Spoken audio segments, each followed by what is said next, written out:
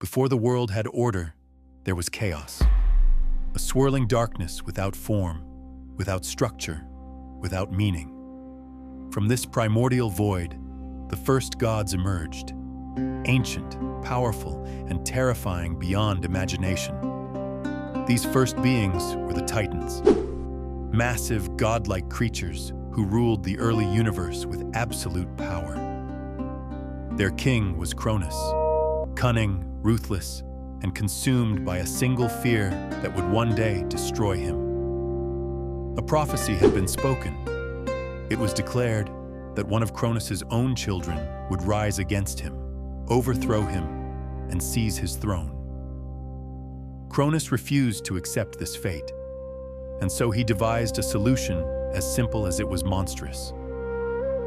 Each time his wife Rhea gave birth, Cronus snatched the child from her arms and swallowed it whole. Hestia, Demeter, Hera, Hades, Poseidon, one by one swallowed, one by one imprisoned inside their own father's stomach. Rhea watched in grief and fury as each of her children disappeared, but she was powerless to stop it until the sixth child came. When Rhea felt her sixth pregnancy coming to its end, she made a decision. She would not let this child be taken. She traveled in secret to the island of Crete, to a mountain cave hidden from all eyes, including those of Cronus himself. There in the dark of that ancient cave, she gave birth to a son. She named him Zeus. Rhea wrapped a large stone in swaddling cloth and returned to Cronus. She handed him the bundle. He took it without looking and swallowed it whole. He never knew. The real child, Zeus, remained alive, hidden on the island of Crete.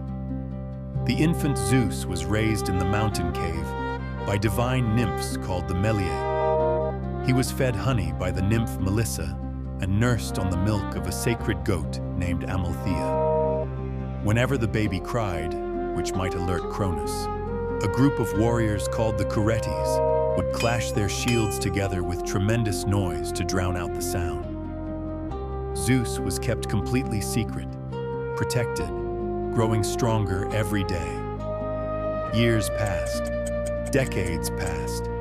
The infant hidden in the cave grew into something extraordinary. Zeus became powerful, radiantly, terrifyingly powerful, and the time came for him to face his father. Zeus sought out the Titan Metis, renowned for her wisdom above all others. Together they devised a plan. Metis prepared a powerful emetic, a potion that would force Cronus to vomit. Zeus, disguised, approached his father and offered him the drink. Cronus, unsuspecting, accepted it. What happened next shook the foundations of the earth. Cronus convulsed, retched, and vomited out the stone he had swallowed in place of Zeus. Then came the others: Poseidon, Hades, Hera, Demeter, Hestia, all five of Zeus's siblings, fully grown, spilling out of their father alive and furious. They had been waiting, and now they were free.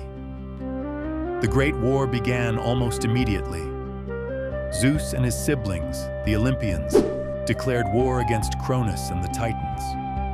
It was called the Titanomachy, a war between gods so fierce that it shook the mountains, split the seas, and rattled the sky itself. It raged for 10 full years with no end in sight. Zeus needed more power. He descended into the deepest abyss beneath the earth, the dark pit called Tartarus.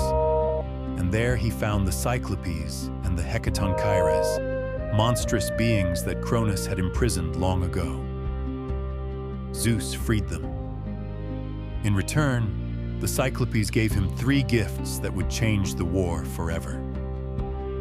The Cyclopes forged for Zeus the Thunderbolt, a weapon of such devastating power that nothing in existence could withstand it. Lightning became his weapon and his symbol. The Hecatonchires, creatures with 100 hands each, hurled boulders at the Titans with unrelenting force. the tide of the war turned instantly. Cronus and the Titans fell. They were defeated, stripped of their power, and cast into Tartarus, the same prison they had used for their own enemies. The war was over. The age of the Titans had ended, and the age of the Olympians had begun. Zeus and his brothers drew lots to divide the universe between them.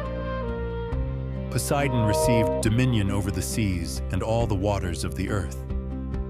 Hades was given the realm of the dead, the dark underworld beneath the earth. And Zeus received the sky, the heavens themselves. The earth was to be shared by all three, but Zeus, as the eldest freed sibling and the architect of the victory, became the undisputed king of the gods. He took his throne on Mount Olympus, the highest peak in Greece, rising above the clouds, touching the heavens.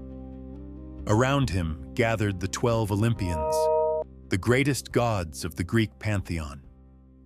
From this mountain, Zeus governed the cosmos. He established law, order, and justice across the universe. He was Lord of the sky, master of thunder, keeper of divine order. But Zeus was not simply a distant king issuing commands from above. He involved himself in the affairs of gods and mortals alike, endlessly, passionately, sometimes recklessly.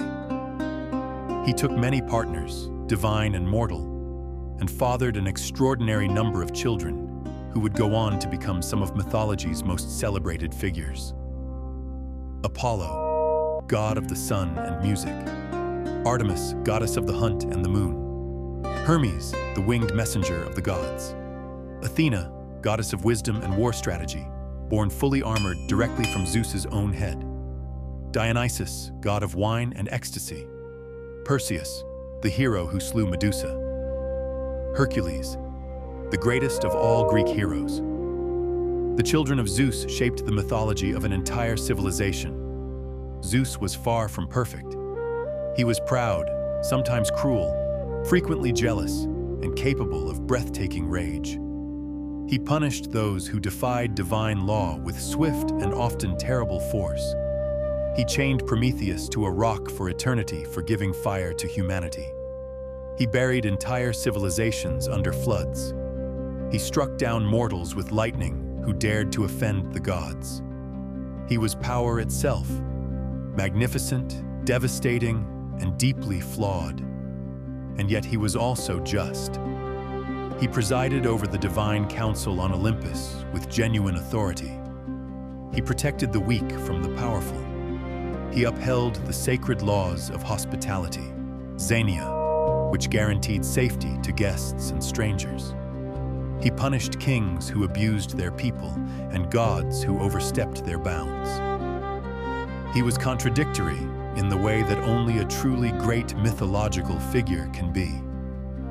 The worship of Zeus spread across the ancient Greek world and far beyond. Temples were built in his honor throughout Greece, Asia Minor, and across the Mediterranean. The most famous was the Temple of Zeus at Olympia, one of the 7 wonders of the ancient world, which housed a colossal statue of the god seated on a golden throne, 40 feet high, so magnificent that the ancient writer Strabo declared that a man who had not seen it had lived in vain.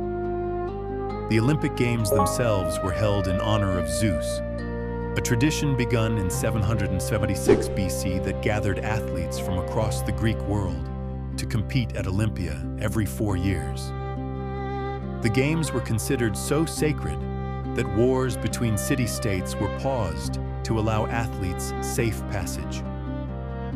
Zeus was so central to Greek civilization that even the concept of competition, of human excellence, of striving for glory, all of it was offered up to him. More than 2,000 years have passed since the last temple fire burned in Zeus's name. The great sanctuaries have crumbled. The priests are long gone. But the stories remain, as vivid, as compelling, as resonant as they ever were. The name Zeus echoes through the centuries in our language, our culture, our understanding of power and justice and the human relationship with forces greater than ourselves. He was the king of the gods, the lord of the sky, the thunder shaker, the father of gods and men. And his story is not simply a story about a god, it is a story about power, how it is won, how it is held, and how even the mightiest rulers are shaped by the flaws they cannot escape. This has been Olympian Tales. The gods have more stories to tell.